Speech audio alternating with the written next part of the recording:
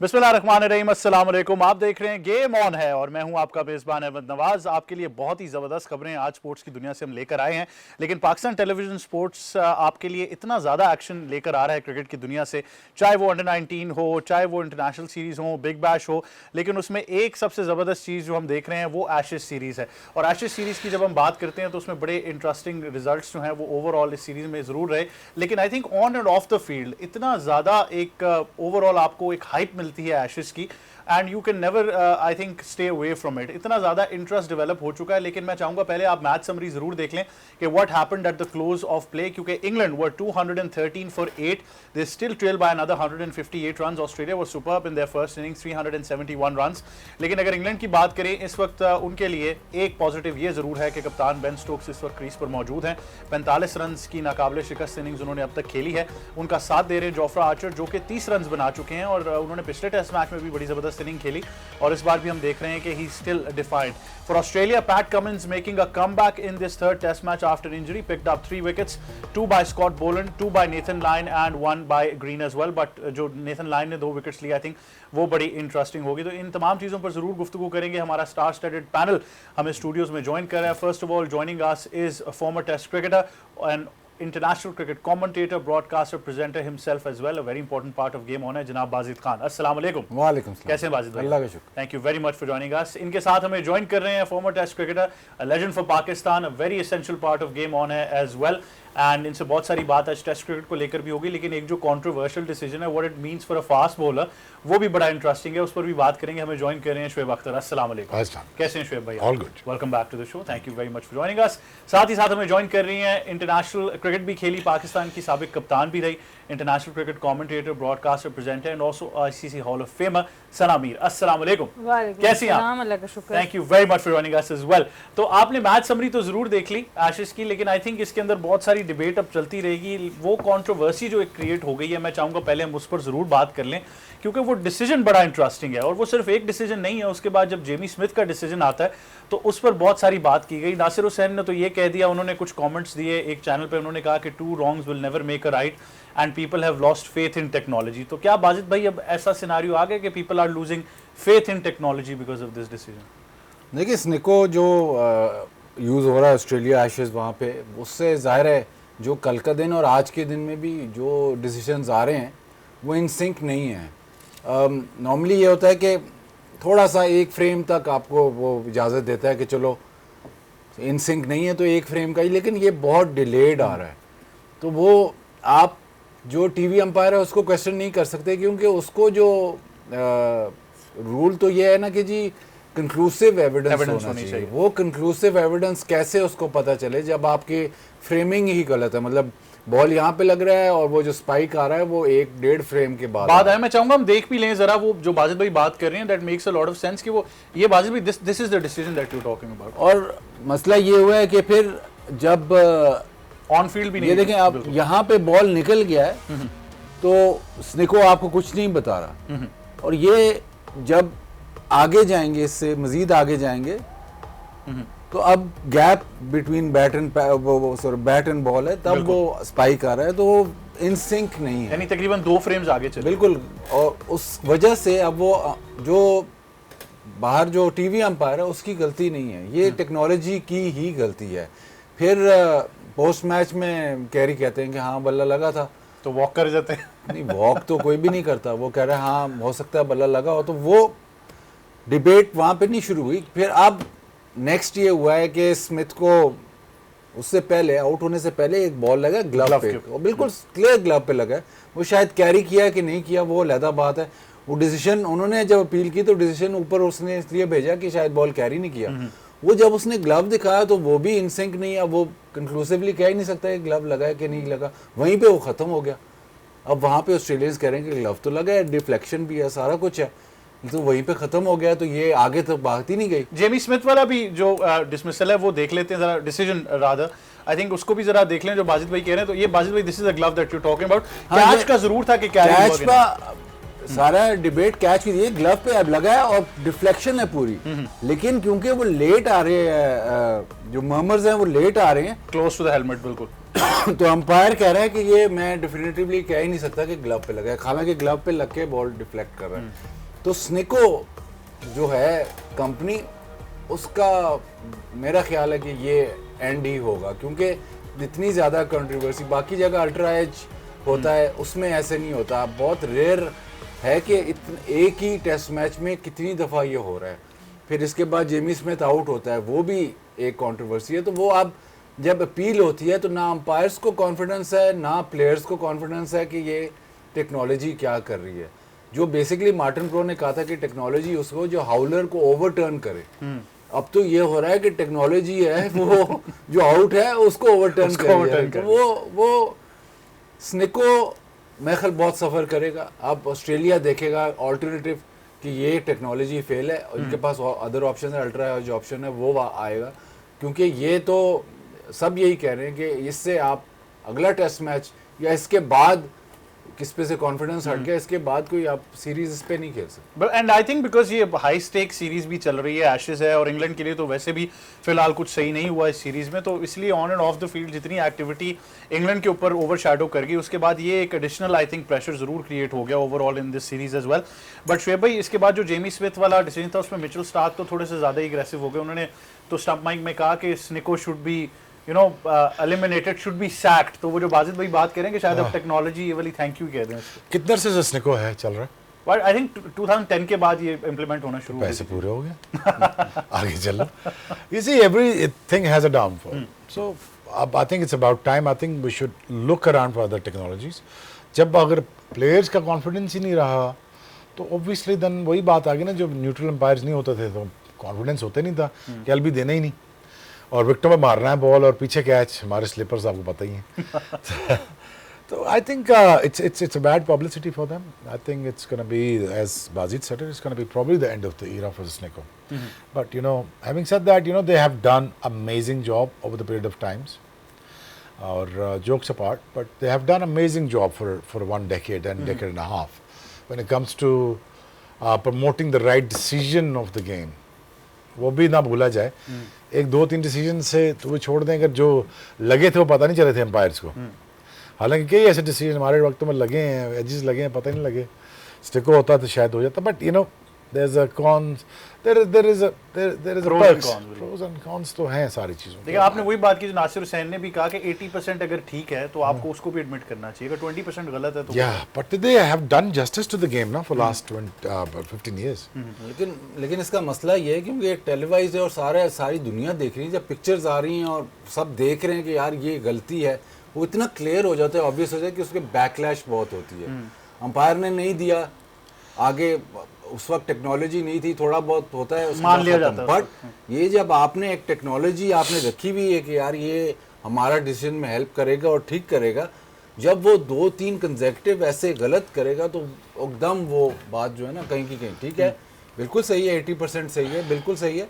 लेकिन स्निको मेरे ख्याल से सिर्फ ऑस्ट्रेलिया में है, बाकी अल्ट्रा एज यूज हो रहा है। तो वो अब जो अब एक कंपनी बहुत खुश होगी, अल्ट्रा एज बहुत खुश होगी कि ये हो गया है, स्निको का भी लाले पड़े होंगे। But the fact of the matter is कि ये हाईलाइट इतना ज़्यादा होता है क्योंकि क्लियर वो एज लाइव आप देख रहे हो और क्लियर आपको पिक्चर आ रही है, ना सिर्फ टीवी पे बल्कि सोशल मीडिया हर कोई भर जाएगा, यार ये यहाँ पे पॉज हुआ है, यहाँ पे मर्मर आया, जंप आ गया, सारा कुछ वो जो है बेसिकली 2 करोड़ बंदा अंपायर बन गया ना। बिल्कुल बेसिकली तो हुआ ये है ना, अब 2 करोड़ बंदा अंपायर, फ्रेम टू फ्रेम वो भी देख रहा है, फ्रेम टू फ्रेम ये भी देख रहे हैं, वो भी अपना फैसला सुना रहे हैं। अब अगर अंपायर ने गलती की या टेक्नोलॉजी गलती की तो 2 करोड़ अंपायर कहाँ जाएगा?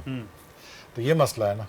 तो आप देखें, अब बात ठीक है उसकी, इंटरेस्टिंग हो गया सिनेरियो, मजा तो दूसरी कंपनी को आएगा। अब तो उनकी I think one man's loss is another man's win as well, वो वाला हिसाब हो गया। बट आई थिंक हम पहले भी ये बात कर रहे हैं कि बिकॉज शायद एशेज है और इस लेवल पर इतने हाई स्टेक्स हैं, बट बाजिद भाई की बात में बड़ा वजन है कि अब ऑस्ट्रेलिया तो शायद फैसला कर लेगा कि शायद हो सकता है इसी टेस्ट मैच के बाद डिसकंटिन्यू हो जाए। बिल्कुल, बाजिद भाई की बात में हमेशा ही वजन होता है। लेकिन ऑफ कोर्स देखें, जैसे पहले भी बाजिद भाई इस बात को काफ़ी बयान कर चुके हैं कि जैसे हॉकाई की भी टेक्नोलॉजी थी, बहुत सी टेक्नोलॉजी डिफरेंट स्पोर्ट्स से भी आती हैं, टेनिस से भी आपके पास आई।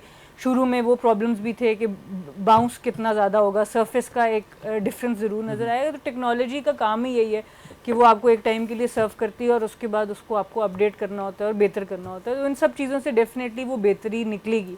और इन ममालिक की अच्छी बात ही यही है कि ये नहीं देखते कि टेक्नोलॉजी खाली हम ही यूज़ करें, हम पे ही बैकलैश आएगा, हम ही अपने डिसीजंस के अगेंस्ट जा रहे हैं। चाहे वो प्लेयर्स हों, चाहे वो एक्स प्लेयर्स हों, चाहे वो कोचेज़ हों, एक चीज़ गलत है तो सारे उसको बोल रहे हैं और इसी वजह से ऑस्ट्रेलिया वहाँ पर है जहाँ पर है। मैं तो इसको इस नज़र से देख रही हूँ। उनको ये परेशानी नहीं है कि खाली ऑस्ट्रेलिया यूज़ करा तो मत बोलो इसके बारे में, क्योंकि बहुत से ममालिक में इस तरह की भी एक एटीट्यूड आता है। इसी वजह से वो दुनिया क्रिकेट हो या बाकी स्पोर्ट्स हो वो इतने आगे हैं, बिकॉज अगर कोई चीज़ गलत है जो स्पोर्ट में हर्डल क्रिएट कर रही है, उसकी क्वालिटी में हर्डल क्रिएट कर रही है, वो उसके ऊपर रूथलेस हैं, वो उसको चेंज करेंगे। तो आई थिंक ये इसी डिबेट से और मज़ीद बेहतर चीज़ें सामने आ जाएंगी, चाहे वो स्निको इसको बेहतर कर लेगा या अल्ट्रा एज आ जाएगा, बट डेफिनेटली जो क्वालिटी होगी आगे आने वाले मैचेस में वो बहुत बेहतर स्टार्ट के कमेंट्स कहीं ना कहीं इंडोर्स हो जाएंगे, आपको लग रहा है? देख लें अब उनकी जो प्लेयर्स है they can get away with a lot. एक आपको याद होगा कि हॉटस्पॉट लेके आए थे, वो हीट से लेते थे कि बल्ले पे लगा कि नहीं। उसमें प्रॉब्लम थी कि एक सर्टेन टेम्परेचर पे जाके वो काम नहीं करता था, जब ज़्यादा गर्मी हो तो वो काम नहीं करता था। प्लस बैट का जो स्टिकर का आया था उसका भी मसला था, तो वो इन्होंने थोड़ी देर ट्रायल मतलब चलाया, उसके बाद ख़त्म कर दिया। तो अब शायद आपको ये भी स्निको का जो इतने बड़ा मसला हुआ है, शायद ये भी आपको लेकिन एक इंटरेस्ट देखें, मैं आपको कहता हूँ ना 360 देखते हैं, ये देख लें, उन्होंने देख लिया प्रोग्राम वो वाला भी। एक इसमें ज़रूर है कि हॉटस्पॉट जब आई थी टेक्नोलॉजी, तो मुझे ये याद है कि अगर उसमें इनिशियली जब स्निको भी आया तो इनकंक्लूसिव एविडेंस अगर हॉटस्पॉट में हो तो फिर स्निको चेक हो जाता था, एक वो एडिशनल टूल था कि आप फिर स्निको से चेक कर लें। तो इस केस में आपको नहीं लगता ये आप वही हीट वाला फैक्टर नहीं, आप देखें बात तेजी पे जा रही है ना। अब आप जो अंपायर ने डिसीजन देना है वो तेज देना है। अब तो आप देखते हैं कि वो कैमरे अब तो वो आपको दिखाते हैं 3G जैसे वर्ल्ड कप्स में या टूर्नामेंट्स में कि लाइव ही वो कैमरा जाता है और उसी वक्त फैसला हो रहा होता है। तो टेक्नोलॉजी उनको तेज चाहिए, उनको 2-3 चेक्स नहीं चाहिए वो। तो अगर आप हॉटस्पॉट फिर स्निको फिर ये वो नहीं चाहिए, गैप इन प्ले नहीं उनको चाहिए। तो ये टेक्नोलॉजी अल्ट्रा एज और स्निको बिल्कुल सही चल रही थी कि वो लगता था बमर आता था, सारा कुछ रियल टाइम आ रहा था, रियल टाइम खत्म। अगर उसमें अब आप एक और चीज़ अगर आप अंदर डालोगे तो पहले ही ओवर पूरे नहीं होते, उसके बाद ये गैप, उसके बाद वो मोमेंट खत्म हो। तो टेक्नोलॉजी वो चाहते हैं कि फौरन हो, तो वो उस तरफ जा रहे हैं। तो अब ये स्निको अभी फेल हुआ है, लेकिन इसमें वो अल्ट्रा एज या वो और देखेंगे जो इस जैसा ही हो, जिसका रिजल्ट फौरन हो। ये 2-3-4 प्रोटोकॉल्स नहीं चाहते वो। बिल्कुल ऐसा ही है। एंड आई थिंक इस पर डिबेट तो चलती रहेगी, लेकिन digital media is a buzz at the moment और बहुत सारे लोग इस टेक्नोलॉजी को भी क्रिटिसाइज कर रहे हैं, लेकिन Australian players have also voiced their concern as well. But coming back to the comparative side of the match, I think वहाँ पर एक इनिंग जरूर है, क्योंकि ये डिसीजन शुरू ही वहीं से होता है। एलेक्स कैरी जब खेल रहे थे और उसके बाद जो उन्होंने 30-35 रन बनाए, वहाँ से शायद वाज़ेह फ़र्क भी आ गया, लेकिन वो जो रिव्यू था वो तो रीइंस्टेट कर दिया गया इंग्लैंड के लिए। लेकिन एलेक्स कैरी की जो 106 रन की इनिंग्स थी, आई थिंक उसमें जो वो 30 मजीद रन थे उनका तो कुछ नहीं हुआ। तो क्या वो वाज़ेह फ़र्क बन सकेंगे कि नहीं? लेकिन बाजिद भाई, एलेक्स कैरी शानदार innings at his home ground, और फिर थोड़ा सा इमोशनल भी वो हुए, he was dedicating it to his father, but बहुत ही ऑन सॉन्ग नजर आए। देखिए थोड़े से अंडररेटेड रहे हैं इस सीरीज़, क्योंकि एशेज़ है, बड़ी सीरीज़ है, तो एकदम लाइमलाइट में आए हैं। अगर आपको याद हो तो वो जो जॉनी बेस्टो वाला इंसिडेंट था, उस पर इन पे काफ़ी इफेक्ट हुआ होगा, कहें ना कहें, लेकिन इन पे काफ़ी इफेक्ट हुआ होगा, क्योंकि बहुत ज़्यादा लोगों ने उस पर बात की और कितने मतलब 1 साल पूरा वो चला कि ये ठीक था कि गलत था। बट वो अपनी जगह, ये फिर श्रीलंका जाते हैं, वहाँ पे ये 100 करते हैं। कीपिंग इस वक्त जो ये 130, 135, 140 पे भी लग के खड़े हुए, आगे होके खड़े हो रहे हैं। कीपिंग इनकी बहुत मतलब फ्लॉलेस है। उसके बाद ऑल मतलब हर दफ़ा क्रूशल रन्स आके कर रहे हैं। ना सिर्फ ये तो वाइट बॉल में भी बड़े अच्छे प्लेयर हैं, बट बहुत मैच्योर्ड प्लेयर हैं। लेकिन इस 100 का एडलेड में, अपने होम टाउन में 100 का, इसलिए वो ज़्यादा इमोशन ज़ाहिर है जो भी उन्होंने अपने फादर को डेडिकेशन की। लेकिन एडलेड में अक्सर आपने देखा है कि इनके होम टाउन के जो प्लेयर जब 100 करता है, तो एडलेड छोटा सा शहर है, तो वो जो उस वक्त जो इलेशन होती है सारे शहर में, वो आपको कहीं नज़र नहीं आई, क्योंकि बिल्कुल ही सारी एक ही सड़क जाती है। जो कि ग्राउंड की तरफ जाती है, वहाँ से ब्रिज क्रॉस करें तो आप शहर में आ जाते हैं। तो वो सही बात। बहुत छोटा शहर है और लोग हर कोई अपने प्लेयर को ऑन करता है और जानता है। तो वो जो होम टाउन में उनका 100 करना, वो एक बड़ी बात। सना, आप आपने पहले भी, मुझे याद है, एलेक्स कैरी के बारे में बात की थी और ये पोजीशन भी ऑस्ट्रेलिया के लिए ट्रेडिशनली बड़ी इंपॉर्टेंट रही है, बट ये इनिंग भी is of a lot of substance. अगर आप इससे पहले देखें तो इंग्लैंड वुड बी थिंकिंग कि वो बड़े सक्सेसफुल जा रहे थे, इनकी इनिंग्स के बाद गेम का पूरा मोमेंटम चेंज हो गया। बिल्कुल, आई थिंक, और well supported by Usman Khawaja, जो मैच खेल ही नहीं रहे थे। और वो भी एक बात है कि स्टीव स्मिथ बिल्कुल आखिरी टाइम पर अगेंस्ट बर्डाइगो हुआ है उनको, जिसकी वजह से वो नहीं खेल सके। तो ये इनिंग्स बहुत ज़रूरी थी। ऊपर से 3-4 विकेट्स बहुत जल्दी गुजर गई। वर्टाइगो, आई गेस उनको वर्टिगो या वर्टिगो। तो उसके बाद आई थिंक ये बड़ा इम्पोर्टेंट था कि इस तरह की एक रेजिलियंस शो करना। और बहुत दफ़ा एलेक्स कैरी जब भी इनको देखा है उस जगह पे जाके रन्स करते हैं जहाँ सबसे इम्पोर्टेंट और जिस तरह की टीम की रिक्वायरमेंट है। तेज़ खेलना है, तेज़ खेल सकते हैं, ठहर के खेलना है, ठहर के खेल सकते हैं। तो आई थिंक बहुत ही आउटस्टैंडिंग। साथ कीपिंग की हम बात करें, जिस तरह की क्लास कीपिंग इस वक्त कर रहे हैं, तो बॉल तो उनको नज़र आ रहा है, ये तो कंफर्म हो चुका है। और ऑब्वियसली बहुत important partnership with Usman Khawaja and Mitchell Starc. Usman Khawaja automatic number 4 तो दोबारा नहीं हो गया, जैसे वो मुझे लगता है फ़खर ज़मान वाला केस ना हो जाए कि दोबारा समझ आ जाए मिडिल ऑर्डर में ज़्यादा बेहतर खेल रहे हैं। उनको ऑलमोस्ट ऐसे लग रहा था कि जैसे एक मे बी अनसेरेमोनियसली चले जाएंगे, उनको फेयरवेल करना पड़ेगा, जिस तरह की उनकी फॉर्म जा रही थी। बट उनको मौका मिल गया रन्स करने। अच्छा, डे 1 के स्टार्ट से पहले मैं कुछ कमेंट्री भी सुन रहा था, तो वो कह रहे थे कि वो ना उस्मान जो थे ट्रेनिंग में ना थोड़ा सा लंजेस करते हुए नजर आ रहे थे। तो कमेंटेटर्स ने कहा कि if you are doing lunges तो that means you are definitely playing. तो ये वो एक ट्रिकी एलिमेंट जरूर था वहां पर। अब वो तो अब बेहतर टीम मैनेजमेंट को ही पता होगा कि क्या हुआ है। बट जो न्यूज़ है, क्योंकि एक दिन जब पहले प्रेस कॉन्फ्रेंस की थी पैट कमिंग्स ने, उन्होंने यही बताया कि सिर्फ 2 चेंजेस हैं, वो और नेथन लायन आ रहे हैं टीम के अंदर। तो ऑब्वियसली वो लग यही रहा था कि बिल्कुल लास्ट मिनट चेंज है। नेथन लायन की बात तो लाजमी करनी है, and I think second highest wicket taker for Australia in test match cricket. Shane Warne से वो पीछे हैं, लेकिन ग्लेन मैकग्रॉ का उन्होंने रिकॉर्ड जो है वो ज़रूर तोड़ा। और इतने ज़बरदस्त विजुअल्स थे कि ग्लेन मैकग्रॉ उधर कॉम बॉक्स में मौजूद थे और वो उन्होंने जिस तरह चेयर उठाई और वो बड़ा एक कॉमिक एक्ट सा किया फ्रस्ट्रेशन का, but it was just special as well. लेकिन शोएब भाई, one of the best spinners in this generation जिसको हम देख रहे हैं, outstanding performer Nathan Lyon. No agreed when it comes to taking wickets of course इतना रेट नहीं किया जाता उनको। हालांकि मेरे ख्याल में रिस्ट स्पिनर में लास्ट 20 ईयर्स में इनसे बेहतर टेस्ट का आपको बॉलर आया नहीं मेरे ख्याल में। ग्राहम स्वॉन मैं कह सकता हूँ, उसका ड्रिफ्ट बड़ा मजे का था, है ना बाजी? वो बड़ा अच्छा बॉलर था। वो थोड़ा लॉन्गेस्ट पीरियड ऑफ टाइम खेलता ना, तो 4-5 आउट उसने भी कर जाना थे। वो आया बड़ा लेट है और बड़े मसाइल थे। I think Ashwin for the one day, for the one days probably and T20 and Nathan Lyon for test period. Nathan is for the test. But इनका जो सबका आई थिंक जो मास्टरी जो जानता था ना इस चीज़ की सारी, जो सकलैन मुश्ताक से बड़ा स्पिनर कोई नहीं आया। That's very as simple as that. Saqlain से बड़ा टेस्ट क्रिकेट वनडे, अगर वो T20 खेलता तो मेरा ख्याल में वो फास्टेस्ट शो करता T20 में भी। अगर 96 में T20 होता तो सकलैन वुड हैव बीन आराम से 100-150 उसने ऐसे आउट कर देने थे 40-50 मैचेस में, क्योंकि हिट मारना उसको बड़ा इम्पॉसिबल था। प्लस टेस्ट का बड़ा अच्छा बॉलर था वो। बाद में फिटनेस के मिसाइल हुए 2099-2000 में।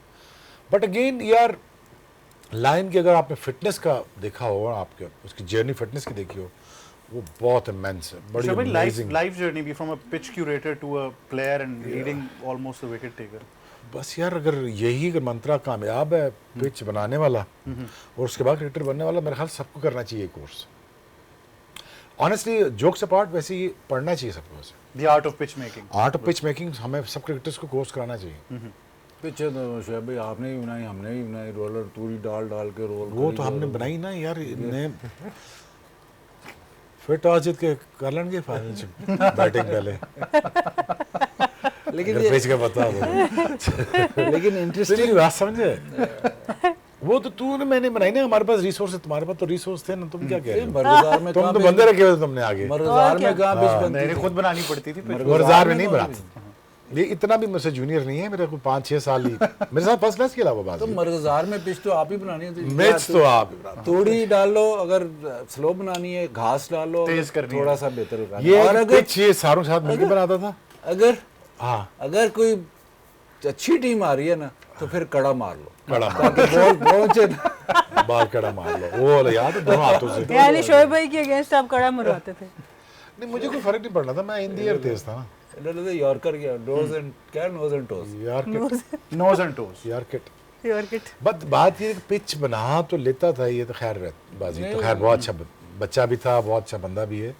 वो लेकिन मसला ये है कि हम जाते थे उसके बाद वैगनर और मोटरसाइकिलों पे सर्दी में, ये गाड़ी में जाता था। मसला ये था ना, वाजे फर्क आ गया। वाजे फर्क आ गया ना, अभी इसने जाना है पेट में, हमने जाना है वो अटक में, और अटक में पहुंचना। बहरहाल it was a fun, you no.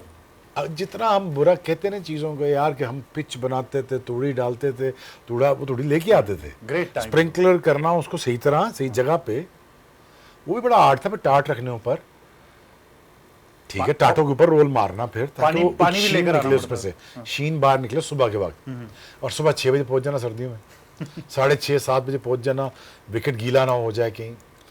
ये सारी चीज़ें मेक्स यू नो, बहुत सारे लोग तकलीफ की शिकायत करते हैं, यार मुझे तकलीफ हो गई, यार मैं फंस गया, बड़ा tough हालांकि time था। यार तेरे लिए रखी है तकलीफ, ताकि तू बड़ा बन जाए। बिल्कुल। आज तकलीफ नहीं देख रहे ना बच्चे, 4 ओवरों के अलावा 40 ओवर नहीं कर रहे ना।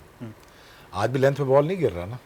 लेंथ बॉल कराने के लिए आपको लंबी क्रिकेट खेलनी पड़ेगी। बिल्कुल।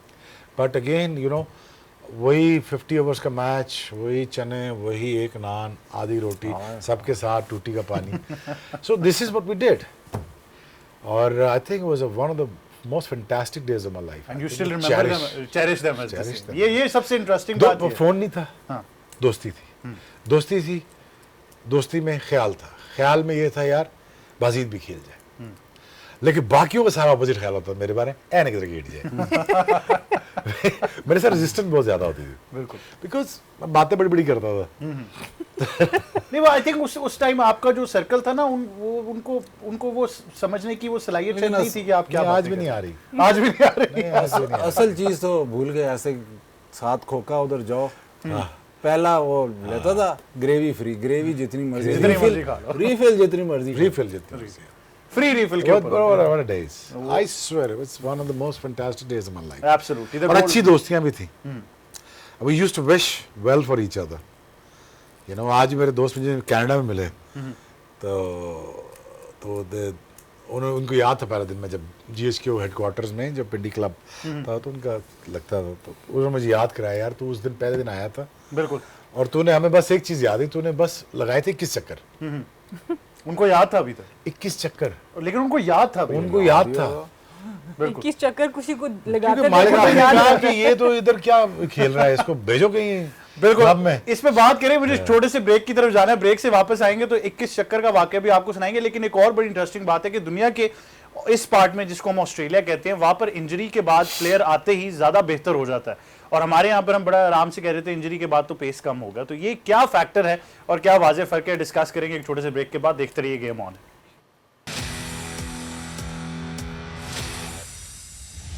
Welcome back to game on है। अब बहुत सारा एक्शन पीटीवी स्पोर्ट्स आपको जरूर दिखा रहे हैं। हमने एशेस की भी बात की, लेकिन एक और टूर्नामेंट जिस पर सबकी नजरें हैं वो है अंडर 19 एशिया कप। और जब आप अंडर 19 एशिया कप की बात करते हैं, जिसको आप पीटीवी स्पोर्ट्स पर बराह रास्त देख रहे हैं और तमाम एक्शन आपको बराह रास्त दिखाया भी है, उसमें सेमीफाइनल्स तक बात आ पहुंची है। और पहला सेमीफाइनल होने जा रहा है, भारत का मुकाबला है श्रीलंका अंडर 19 से, और उसके बाद फिर हम बात डेफिनेटली करेंगे कि पाकिस्तान अंडर 19 का मुकाबला है बांग्लादेश अंडर 19 से। तो ये दोनों मैचेस जो हैं वो बड़े ही अहम हैं, और हम बार बार ये अंदाजा लगाने की जरूर कोशिश कर रहे हैं कि क्या हमने बेहतर करना है टू विन अगेंस्ट बांग्लादेश, क्योंकि through out the tournament Bangladesh under 19 भी हमें बहुत ऑन सॉन्ग नजर आई है। सना मीर, आई थिंक दोनों सेमीफाइनल्स की बात कर लेंगे, लेकिन पहले इंडिया तो खैर थ्रू आउट डोमिनेंस उनकी रही है टूर्नामेंट में, 350-400 रन को भी वो क्रॉस कर रहे हैं। तो लुक्स लाइक के they are still the favourites in this semifinal. बिल्कुल, हमने पहले भी इस बारे में बात की थी कि क्यों वो वनडे फॉर्मेट में इस एज ग्रुप में इतने तगड़े हैं, क्योंकि 3 डे क्रिकेट डोमेस्टिक उनका एक बहुत रेगुलर फीचर है, और उसके अलावा वो 50 ओवर का डोमेस्टिक भी खेलते हैं।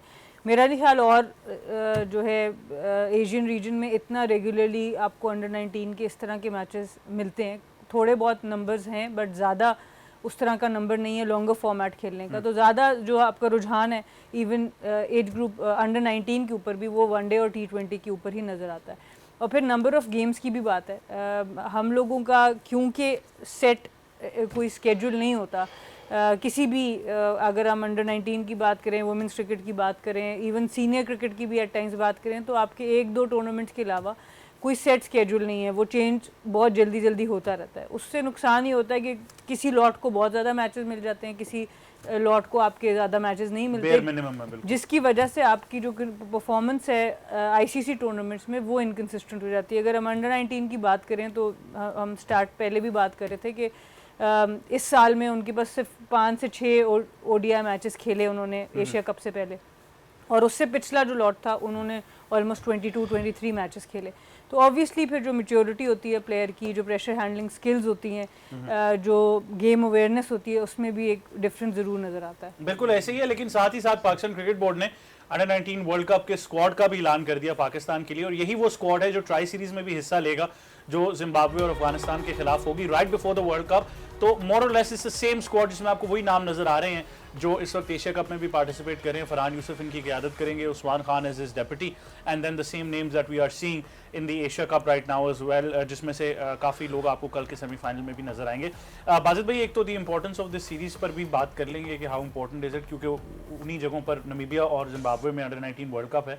लेकिन जो सना बात करिए नंबर ऑफ गेम्स कितनी है, वो कितना ज़्यादा डिफरेंस क्रिएट कर देगा, क्योंकि बाकी टीम्स अगर 22 से 28 के दरमियान वनडेज खेलें तो इस स्लॉट का बड़ा कम एक आपको नंबर नज़र आता है। नहीं, बहुत ज़्यादा है, ये तो बहुत बड़ा टॉकिंग पॉइंट है। सना को जिसने मैसेज किया वो मेरे ख्याल ग्रुप मैसेज ये किया, सबको फॉरवर्ड कर दिया था, send to all. Send to all.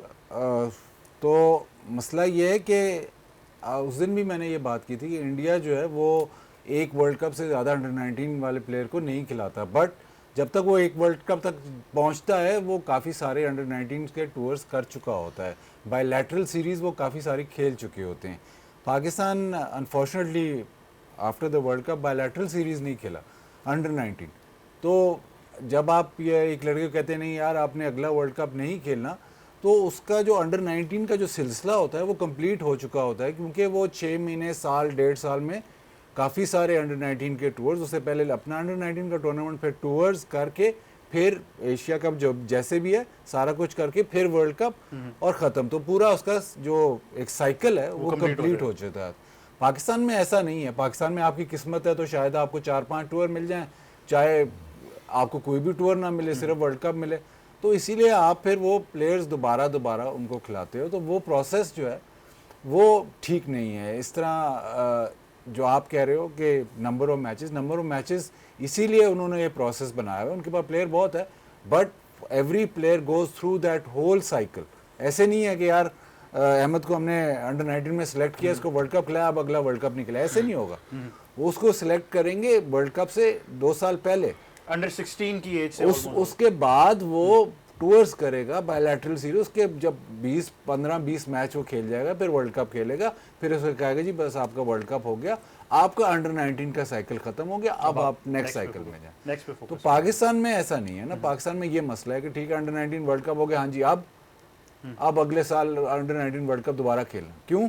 क्योंकि आपके मैचेस आपका वो पूरा जो मैच्योरिटी, जो साइकिल, जो मैचेस खेल के आते हैं वो हुआ ही नहीं पूरा। लेकिन उसमें ये भी है कि उन कंट्रीज में फिर शायद वो वाली डिबेट नहीं होती जो हम यहाँ पर कहते हैं बहुत जल्दी आपने पाथवे में डाल दिया। अब एक मिसाल वैभव की हमने पहले भी डिस्कस की थी कि वो आईपीएल में भी खेल चुके हैं राजस्थान की तरफ से, तो उस एज ग्रुप में भी उनको लगा कि टैलेंट है तो खिला दो इसको वहाँ। नहीं, जाहिर है एज ग्रुप में अब ये थोड़ी है कि यार अगर एक लड़का 16 साल का है, उसका लेवल अंडर 19 वाला है तो उसको अंडर 19 नहीं खिलानी, ऐसे नहीं है।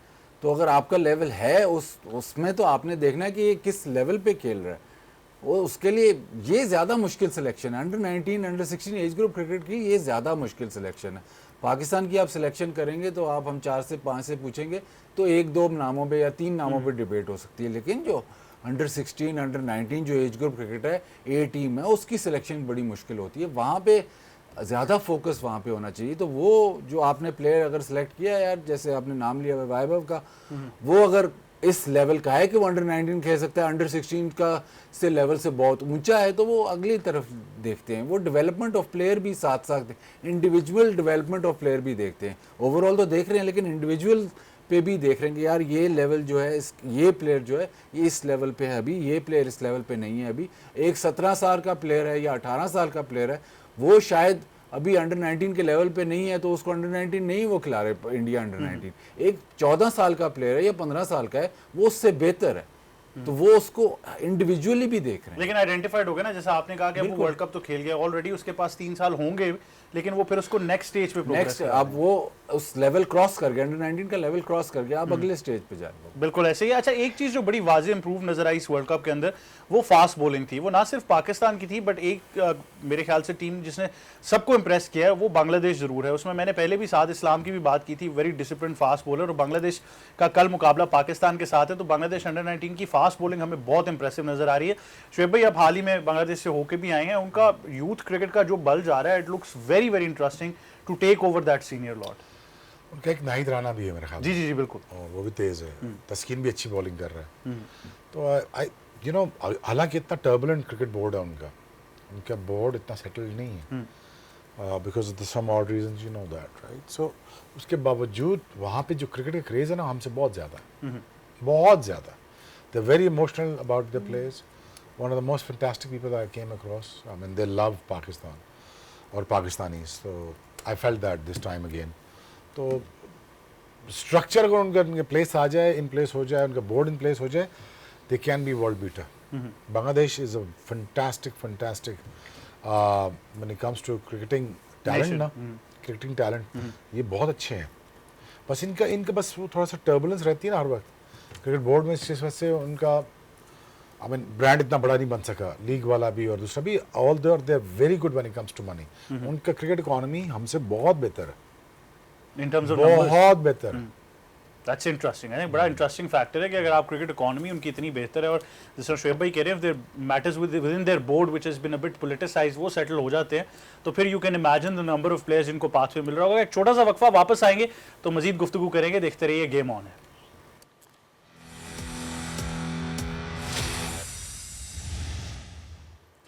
Welcome back to game on है, जहां पर इतनी इंटरनेशनल क्रिकेट की बात हो रही है, तो पाकिस्तान की जो सबसे ज़बरदस्त लीग जिसकी हम बात करते हैं, दुनिया में बहुत मकबूल हो चुकी है, रोड शोज बड़े सक्सेसफुली जारी हैं। पाकिस्तान सुपर लीग का जो अगला एडिशन है साल 2026, उसको लेकर बहुत सारी बातें चल रही हैं। 2 टीम्स जो ऐड होनी हैं उसके बारे में अभी तक कॉन्फर्मेशन नहीं आई कि वो कौन सी टीम्स होंगी, लेकिन उससे ज़्यादा जो नया फॉर्मेट है जो अंडर कंसिडरेशन आ गया है या उस पर डिस्कशन शुरू हो गया। एक तो बड़ा ज़बरदस्त फैसला आया, जो आखिरी मीटिंग हुई बोर्ड ऑफ गवर्नर्स की पाकिस्तान क्रिकेट बोर्ड की, जिसमें कंफर्म किया गया कि Faisalabad will be a venue for the PSL। तो आई थिंक ये बड़ी ज़बरदस्त बात है। एंड शुएब भाई, फैसलाबाद के फैंस भी I think have deserved a lot of cricket, बहुत ज़बरदस्त फैंस हैं वहाँ पर। 2 ब्लॉकबस्टर हैं आपके PSL में जो बॉक्स ऑफिस हिट देते हैं, वो एक पिंडी है, अब दूसरा फैसलाबाद हो जाएगा।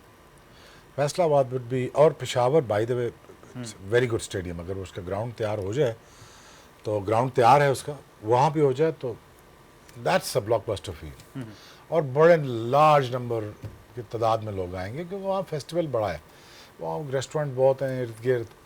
वहाँ पे फैसलाबाद में क्रिकेट देखी भी मेरे ख्याल में हो गया होगा 15-20 साल हो गए होंगे, जो इंटरनेशनल क्रिकेट की बात कर रहा हूँ, इंटरनेशनल प्लेयर्स को देखने। तो that'll be something. I think it's a great decision.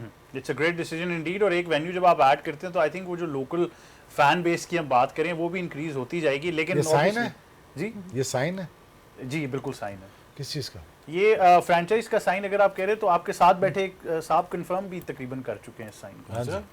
वो कब?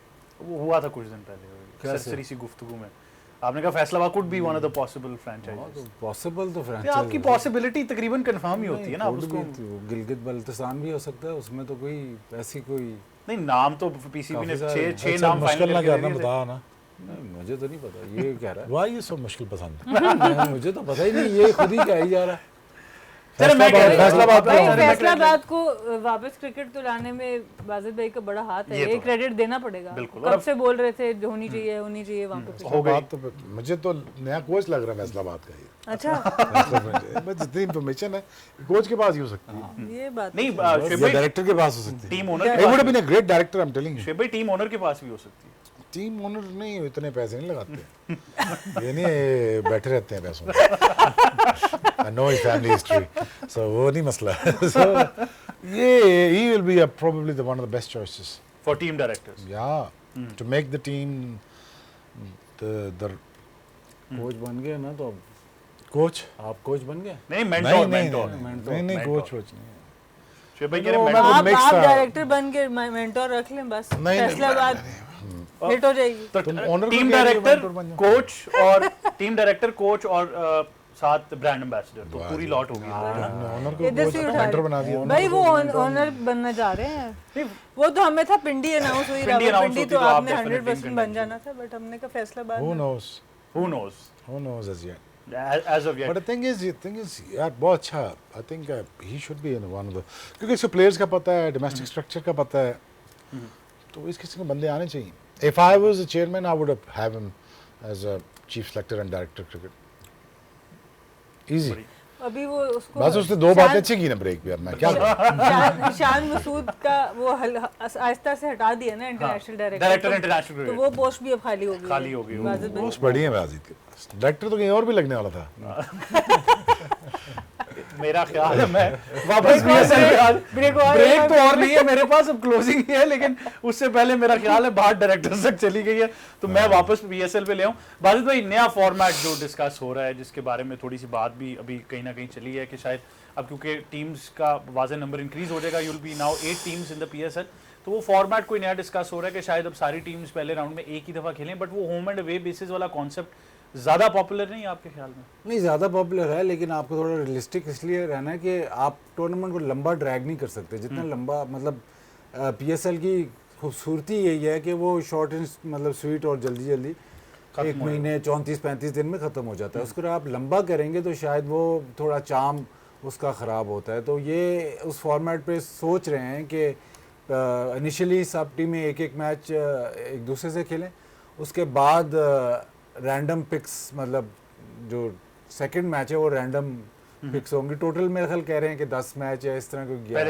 पहले राउंड में तो ऐसे कुछ सोच रहे हैं, जो कि मेरे ख्याल आईपीएल में भी ऐसे ही कुछ होता है। तो वो बेसिक मसला ये है कि आप अपना जो विंडो है उसको आप इतना ज़्यादा एक्सपैंड नहीं कर सकते। एक्सपैंड थोड़ा बहुत कर सकते, लेकिन ज़्यादा एक्सपैंड नहीं कर सकते। उसमें आपको काफ़ी सारे प्रॉब्लम्स आ जाए, फिर शेड्यूलिंग का प्रॉब्लम है, फिर प्लेयर अवेलेबिलिटी का प्रॉब्लम है, फिर उसके बाद अगर टूर्नामेंट लंबा हो जाए तो ड्रैग होता है, फिर एक्सपेंसेस का प्रॉब्लम है। तो वो मेरे ख्याल उस बुनियाद पे ना वो सारा फोकस कर रहे हैं कि इसको अगर हम होम अवे इस वक्त अगर हम सारी टीमों का होम अवे करें तो ये तो मामला 3 महीने पे या ढाई महीने पे चला जाएगा। तो उसको देख रहे हैं। तो शायद इस फार्मूला पे जो आईपीएल ने भी किया हुआ है उस फार्मूला पे गौर हो रहा है। बिल्कुल ऐसे ही सना, आई थिंक अभी ग्लोबल इसकी पॉपुलैरिटी देखें, अभी रोड शोज भी जारी हैं और ग्लोबली इसको ब्रांड भी किया जा रहा है। लेकिन बाजिद भाई की बात भी ठीक है, one of the reasons why PSL is so successful कि वो एक लिमिटेड टाइम फ्रेम के अंदर खत्म हो जाता है, शायद प्लेयर्स भी इसीलिए प्रेफर करते हैं। एब्सोल्युटली, देखिए प्लेयर्स ऑलरेडी इंटरनेशनल क्रिकेट अब इतनी ज़्यादा हो चुकी है, और आपको पता है अब तो ऐसा भी होता है कि कुछ ममालिक में एक ही वक्त पे 2 से 3 डिफरेंट टीम्स, वनडे की टीम अलग और T20 की टीम अलग टूर कर रही होती है। तो वो ऑलरेडी फैमिली से इतना दूर रह रहे होते हैं कि उनको ये होता है कि अगर लीग क्रिकेट है तो कम से कम विंडो में खेल के मैक्सिमम जो आपको कॉम्पनसेशन है वो लेके आप वापस आ जाएं। तो आई थिंक चाहे ब्रॉडकास्टर्स हों चाहे प्लेयर्स हों, जब भी आप उनसे बात करते हैं वो उन लीग्स को ज़्यादा पसंद करते हैं कि जिनका थोड़ा शॉर्टर फ्रेम हो। और ऑब्वियसली एक लीग जो सबसे बड़ी है इस वक्त, ऑब्वियसली उनकी कॉम्पनसेशन वैल्यूज डिफरेंट है, जिसकी वजह से अभी भी वहाँ पे जा रहे हैं। पर वहाँ पे भी अगर आप देखें तो ख़ास तौर पे ब्रॉडकास्टर्स वगैरह की फुल अवेलेबिलिटी अब बड़ी कम होती है, हाफ अवेलेबिलिटी में डिफरेंट लोग भी काम कर रहे होते हैं। तो ऑब्वियसली मेरे ख्याल से अगर हम उन्हीं दिनों में रहते हुए इसका एक स्केड्यूल बनाए तो वो जनरली ज़्यादा बेहतर होगा। ये तो ऑब्वियसली लीग की बात हो रही है, लेकिन एक चीज़ मैं जाने से पहले आपसे ज़रूर पूछना चाहूँगा, एक नया पैंडोरा बॉक्स खुल गया है, वो ये है कि हमारे कुछ प्लेयर्स बिग बैश लीग में इस वक्त खेल रहे हैं, एक अच्छी तादाद है प्लेयर्स की। अब श्रीलंका टूर भी आ गया, कल से उस पर डिबेट शुरू होगी कि प्लेयर्स ने वहाँ अवेलेबल होना है या बिग बैश का पूरा स्केड्यूल फॉलो करेंगे। अब ऑस्ट्रेलियन क्रिकेट को कहा यह जा रहा है कि अश्योरेंसेस मिल गई हैं प्लेयर्स की तरफ से कि वो पूरा सीज़न बिग बैश खेलेंगे। देखिए अब ये तो ऑब्वियसली बोर्ड ही डिसाइड करेगा कि किस तरीके से वो कितने प्लेयर्स को एनओसी देंगे, कितनों को नहीं देंगे। क्योंकि श्रीलंका ने भी जिस वक्त वो आए हैं बहुत साथ दिया है पाकिस्तान क्रिकेट का, तो आप वहाँ पर ऐसी टीम भी नहीं भेजना चाहेंगे कि वहाँ पे आप पूरी टीम तगड़ी ना भेजें। तो आई थिंक इस बैलेंस को बड़ा सोच समझ के आपको लेके चलना पड़ेगा। और वही बात है कि अक्सर हम इक्वालिटी के चक्कर में एक्विटी भूल जाते हैं। आपको थोड़ा सा देखना पड़ेगा कि अगर आपको कुछ प्लेयर्स की आपको समझते हैं कि उनको उधर प्रैक्टिस ज़्यादा बेहतर चाहिए, उनको उधर भेज सकते हैं और कुछ को आप वापस भी बुला आखिरी तैयारी वर्ल्ड कप से पहले आप बिल्कुल। सो ये आई थिंक ये आप एज बोर्ड भी डिसीजन ले सकते हैं और एज प्लेयर्स भी आप अपनी बता सकते हैं कि व्हाट वुड यू प्रेफर, आप अपनी तैयारी वहीं करना चाहेंगे, आप सब कॉन्टिनेंट में आके उन्हीं कंडीशंस में तैयारी करना। बिल्कुल ऐसा ही है। Thank you very much Sana Mir for joining अस। शुएब भाई आपका बहुत शुक्रिया, बाजिद भाई thank you very much for joining अस। तो आपने हमारे एक्सपर्ट्स की गुफ्तगू तो जरूर मुलाजा फरमाई, लेकिन जैसा कि हमने आपको बताया कि एक्शन पीटीवी स्पोर्ट्स पर जारी रहेगा। बहुत सारी क्रिकेट है जो आपको देखने को मिलेगी, तो आप एक्शन जरूर एंजॉय कीजिए। लेकिन मुझे और हमारी टीम को दीजिए इजाजत। अल्लाह हाफिज। गेम ऑन है।